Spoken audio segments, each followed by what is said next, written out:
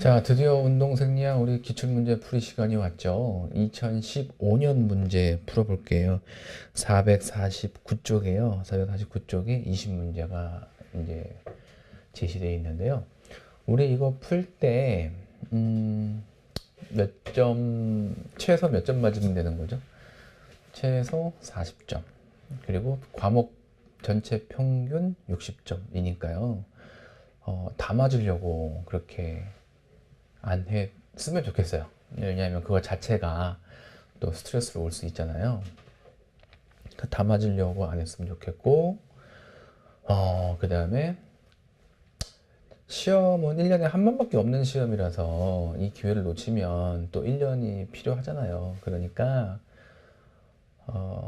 그냥 내가 알고 있는 모든 능력 동원해서 답을 맞춘다. 여러 가지로 풀 수 있을 거예요. 어떤 문제를 제시하고 이것 중에 맞는 걸 골라라 라고 한다면 세 개는 틀린 거잖아요. 이것 중에 틀린 걸 골라라 그러면 세 개는 맞은 거예요. 그죠?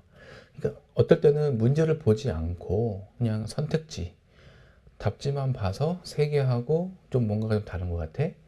그럼 그거 답인 거예요. 그럼 그걸로 그렇게 볼 수도 있고 또 그렇게 너무 시험인데 뭐라고 할까 실험적으로 시험을 보면 안 되니까 그렇게도 분석해보고 검토를 해보고 요렇게도 검토해보고 요렇게도 해서도 답이 요건가 요렇게 봐도 답이 요건가 이런 식으로 좀 잘 내가 아는 지식이 있으면 아는 지식으로도 답을 찾아보고요.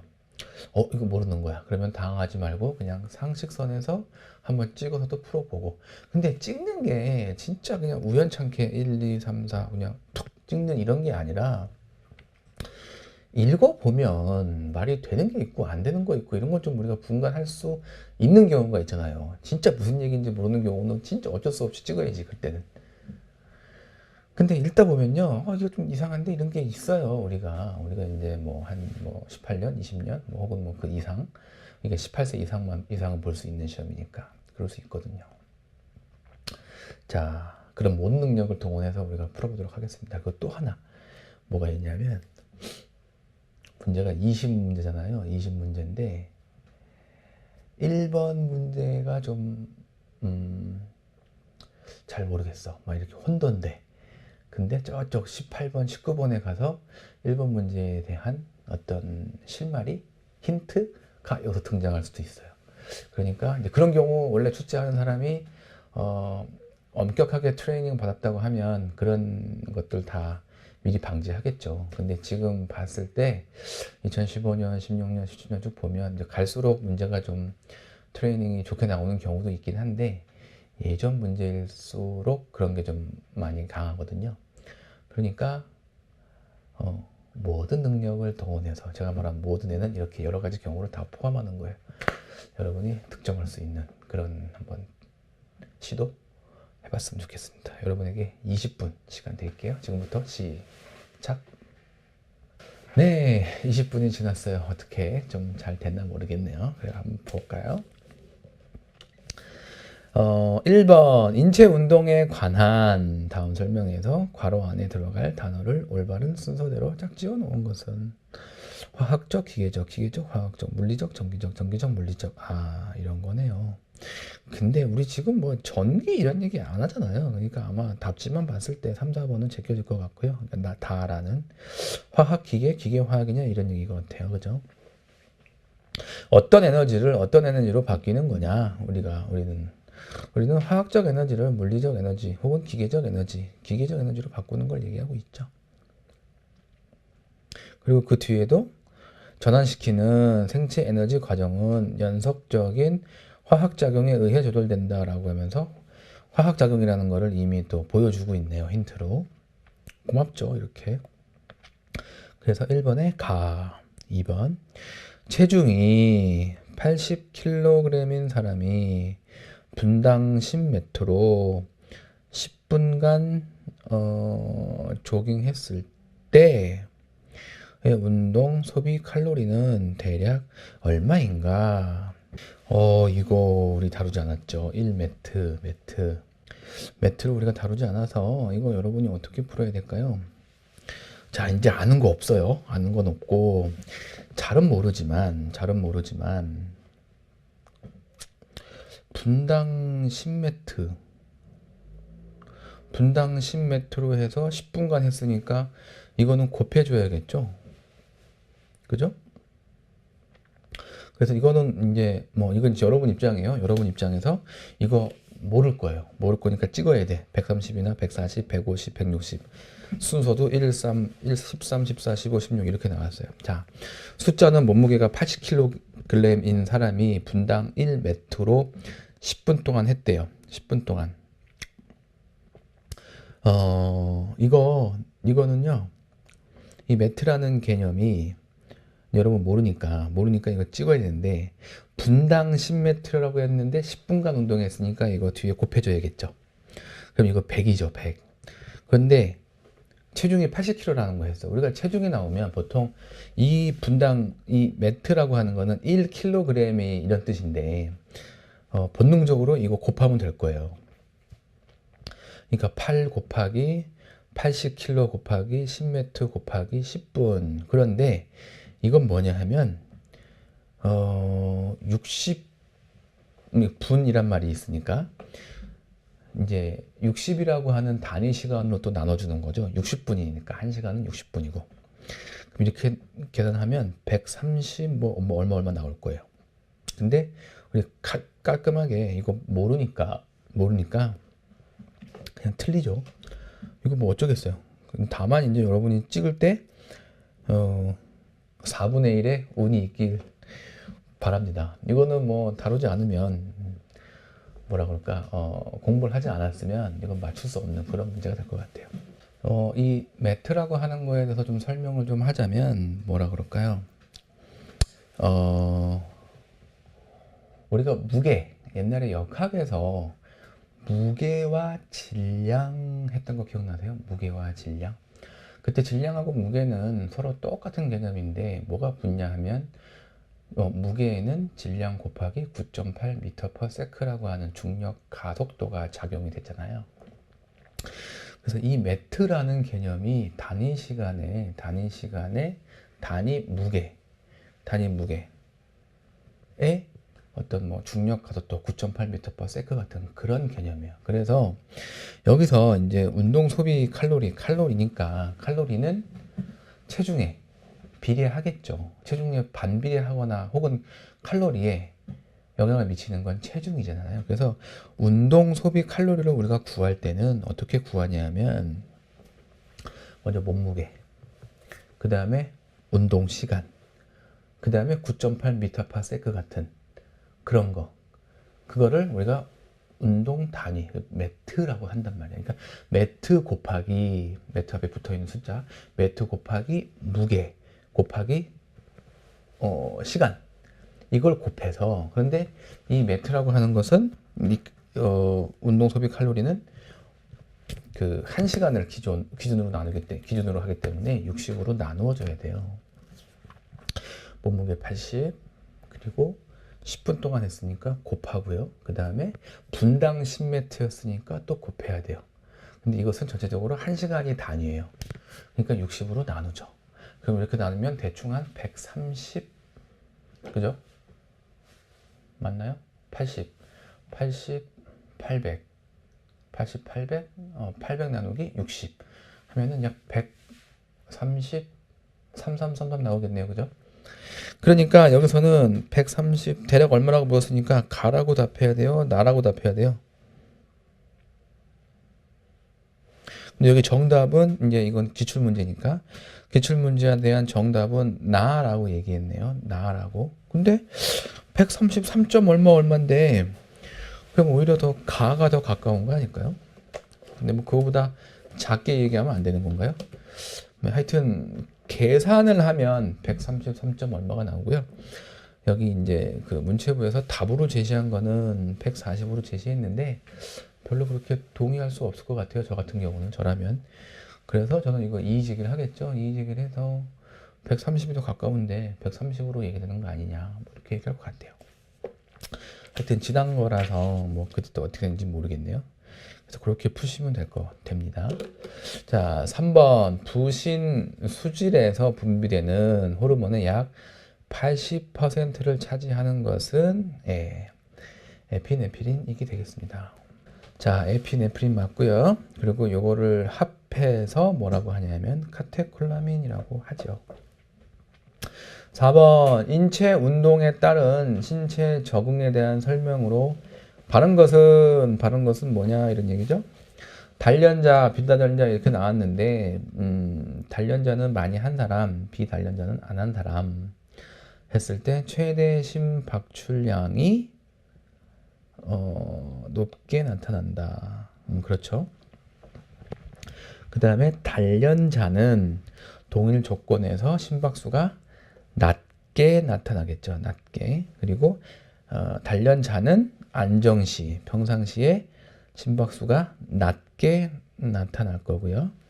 단련자는 최대 심박수가 낮게 나타나겠죠. 낮게. 자, 그렇습니다. 5번 인체 근육 조직은 여러 가지 조직으로 결합되어 있다. 근육의 구조를 올바르게 나용한 것은 무엇이냐? 볼까요? 이건 뭐 근육의 구조? 그냥 근육의 구조가 어떻게 그 크기 대손 문제 그런 것 같아요. 맨 처음에 필라멘트가 있었고요. 그리고 그 위에 근원섬유, 그리고 근원섬유가 근섬유를 이루고 근섬유가 근다발을 이룬다. 네, 라번 택하면 되겠죠. 라번. 뉴런은 신경계의 기능적 단위이며 해부학적으로는 세포체, 수상돌기 그리고 삐리리의 영역으로 구성된다. 삐리리에 알맞는 말은 축삭이 되겠습니다. 7번 운동생리학의 기본 영역에서 파생된 학문으로 가장 관련이 적은 거. 운동 처방, 트레이닝 방법론, 운동 역학, 운동 영양학. 이런 건 점수 주는 문제니까 가볍게 고맙습니다 하고 받으면 되겠죠. 운동 역학. 8번 유산소 시스템에 대한 설명으로 옳지 않은 것은 무엇이냐? 일부 아미노산은 크렙스 회로로 직접 진입할 수 있다. 이 과정은 크게 크렙스 회로와 전자 전달계로 구분된다. 이 과정에 세포 내 소기관인 골지 장치에서 산소를 이용하여 나타난다. 크렙스 회로는 주로 시트르산 탈수소 효소에 의해 조절된다. 네, 답은요. 이거 무슨 얘기인지 전혀 모르겠죠? 네, 이거 말도 안 되는 얘기라서 그냥 옳지 않은 거니까 옳지 않는 게 왜 옳지 않은지는 우리가 이 말은 몰라도 될 것 같아요. 그냥 말도 안 되는 이상한 말들을 엮어놓은 것 같아요. 가, 나, 라가 맞고요. 답은 무슨 얘기인지 모르겠어요. 9번 우리 몸의 균형과 평형을 담당하는 주요 기관은 귀와 관련된 거죠. 귀, 망상체, 척수, 손해, 전정기관 얘기하고요. 10번 트레이닝 초기 근력이 증가했을 때 가장 먼저 영향을 준 요인은 뭐냐? 트레이닝 초기에 근력이 증가했을 때 근신경계통이 발달되었기 때문이다. 근섬유 크기, 숫자 이런 거 다 비슷한 거고요. 스테로이드 호르몬에 대한 이런 거는 뭐 말도 안 되는 얘기겠죠. 라번. 스테로이드 호르몬 우리가 하지 않잖아요. 11번 운동 강도의 증가에 따라 동원되는 근섬유의 순서. 운동 강도가 증가되면 점점 커지는 거겠죠. 그러니까 오른쪽 끝에 있는 게 고강도에 사용되는 근섬유 유형인 거잖아요. 그럼 맨 처음에 저강도로 시작하면 되겠죠. 저강도. 그러니까 슬로우 S죠. LOS 슬로우. 그래서 이거 이제 그 지근으로 시작해서 속근으로 끝나는 이렇게 하면 되겠네요. 답은 되겠습니다. 답은. ST에서 FTA, FTX 혹은 FTB라고 얘기한다고 그랬죠. 12번 카테콜라민을 의미하는 두 가지 호르몬은 뭐냐? 이것은 에피네프린하고 노르에피네프린이라고 얘기했었죠. 그래서 이거 라가 되겠습니다. 그 다음에 13번 제2형 당뇨. 원인으로 알려지고 있는 주된 호르몬은 네, 인슐린이죠. 인슐린. 제2형 당뇨. 혈관의 직경이 큰 거부터 작은 거, 동맥이 크겠죠. 대동맥, 소동맥, 세동맥, 모세혈관 이렇게 나왔네요. 그래서 이 얘기하면서 정맥도 여기 만약에 이 네 개의 범주에 들어간다면 정맥도 뭐 한 소동맥이나 세동맥 그 정도에 있을 거다. 그러니까 모세혈관보다는 두껍다. 직경이. 여기 지금 정맥 얘기가 없네요. 없으니까 요거 대동맥, 소동맥, 세동맥, 그 다음에 모세혈관 이 네 개 중에서만 찾으면 되겠죠. 네, 라번 되겠습니다.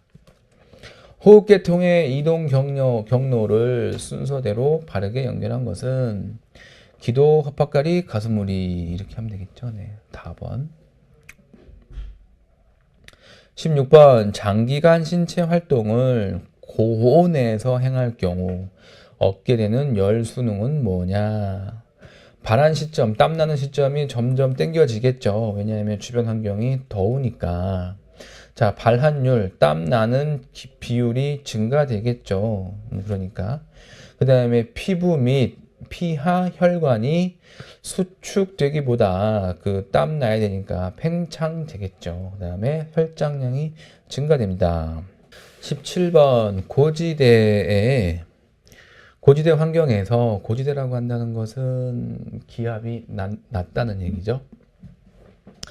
경기력 저하가 가장 크게 나타나는 종목은 100m, 200m, 400m 마라톤. 네, 마라톤이겠죠. 고지대 환경이니까 저기압이고요. 저기압이면은 산소가 아무래도 산소 분압이 떨어지니까. 18번 근육의 길이가 길어지면서도 힘을 발휘할 수 있는 거. 길어지는 거니까 신장이잖아요. 이런 수축은 신장성 수축이다. 나번에 영적 수축 이런 거 없는 말이에요. 없는 말이고 나번에 그리고 라번에 정적 수축 이거는 등척성 수축을 얘기하고 있고 가와 나를 합쳐서 등장성 수축이라고 하고 있죠. 수축이라고 하고 있죠. 19번 유산소 트레이닝이 엘리트 선수의 인체 적응 효과에 미치는 영향으로 옳지 않은 거. 최대 산소 섭취량이 더 이상 증가하지 않더라도 지구성 트레이닝을 계속하면 지구력은 증가될 수 있겠죠. 개인의 유전적 소질은 유산소 능력 향상에 영향을 주지 않는다. 이렇게 얘기할 수 없겠죠. 고도로 단련된 선수의 남녀 지구력 비교에서 여자 선수는 남자 선수에 비해 산소 섭취량이 10% 정도 낮다. 이거는 조금 그런데요. 그러니까 뭐가 그런 거냐 하면 이 10%라는 부분이에요. 이 10%가 10%일 수도 있고 아닐 수도 있어요. 그리고 고도로 단련된 선수가 기본적으로 남녀 어떤 그 신체의 성차는 있어요. 그거는 이제 뭐라 그럴까 태생적으로 있는 건 맞는데 이런 부분을 이렇게 단정적으로 얘기하기는 좀 어려울 것 같아요. 그런데 나 같은 경우는 뭐라고 얘기하고 있냐면 유전은 유산소 능력에 영향을 주지 않는다라고 하니 얘는 100% 틀렸다고 한다면 답원은 때 경우에 따라서 틀릴 수도 경우에 따라서는 맞을 수도 이렇게 이해할 수 있는 거죠. 라번 심폐지구력을 최대화시키면 경기력 향상에 도움이 된다고 하니까 도움이 되겠죠. 자, 20번 혈액 내 이산화탄소 운반 형태 중에서 70% 정도를 차지하는 것은 무엇이냐? 이산화탄소를 어떻게 운반하고 있냐라고 지금 묻고 있는 거죠. 헤모글로빈과 결합을 하고 혈액 내에 용해되어서 운반된 형태 아니죠. 헤모글로빈과 만나니까 헤모글로빈과 결합하여 카르바비노 헤모글로빈 요거 이제 아니고 수소와 결합도 안 하고 중탄산염의 형태로 운반됩니다. 20번은 가. 그러면 이렇게 따지면 2015년 문제에서 여러분이 아마 2번은 찍어야 될 것 같고요. 나머지는 뭐 그렇게 어려운 문제가 없는 것 같아서 20번도 여러분이 좀 틀릴 수 있을 것 같고요. 우리 교재에서 봤을 때 뭐 그거 말고는 크게 틀릴 만한 게 없네요. 그러니까 한 두세 개 정도, 혹은 조금 여러분이 그날 컨디션이 안 좋다 그래도 한 세네 개 더 써서 한 대여섯 개, 그렇게 돼도 여러분은 70점을 맞은 거죠. 별 걱정할 필요 없으니까요. 여기서 2015년도 문제는 마치고요. 다음에 2016년도로 이어가겠습니다.